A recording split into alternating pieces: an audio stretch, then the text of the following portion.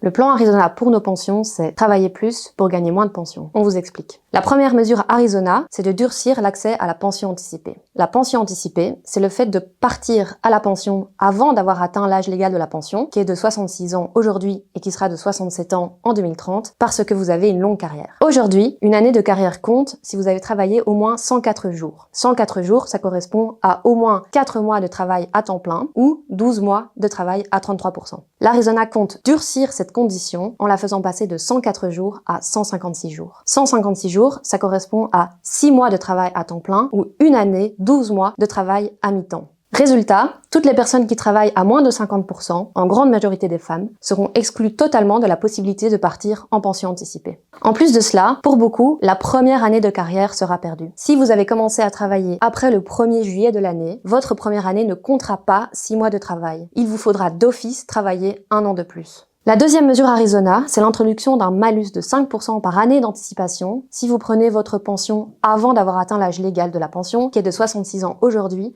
et sera de 67 ans en 2030. Par exemple, si vous prenez votre pension à 62 ans au lieu de 67 ans, il y a 5 années d'anticipation. Votre malus sera de 5% x 5 égale 25%. Votre pension mensuelle sera donc rabotée de 25%. Pour échapper au malus, il faut remplir des conditions très strictes. Il faut avoir 1. Travailler au moins 7020 jours de travail effectif pendant sa carrière. Et 7020 jours de travail effectif, ça correspond à 22 ans et demi de travail à temps plein ou 45 ans de travail à mi-temps. Et 2. Il faut compter 35 années de carrière qui comportent chacune 156 jours de travail effectif. Si vous avez eu la malchance au cours de votre carrière de subir du chômage ou des maladies, vous ne pourrez très probablement pas échapper au malus. Ces mesures sont profondément injustes, mais le sont d'autant plus parce que certaines catégories de personnes seront particulièrement impactées. Les premières, c'est les personnes qui ont commencé leur carrière tôt, le plus souvent dans des métiers pénibles et mal payés. La deuxième catégorie de personnes impactées, ce sont les femmes. Selon le Conseil supérieur des finances, une femme sur 2 ne pourra pas échapper au malus. Une femme sur 2 verra un malus moyen de 420 € sur sa pension mensuelle, en sachant que la pension moyenne des femmes en Belgique n'est que de 1800 €. L'objectif de l'Arizona, il est clair, c'est de faire travailler les travailleurs et les travailleuses de Belgique plus longtemps pour moins de pensions. Ensemble, disons non à ces mesures antisociales, injustes et anti-femmes. Revendiquons haut et fort le droit à une pension décente pour chacun et chacune d'entre nous.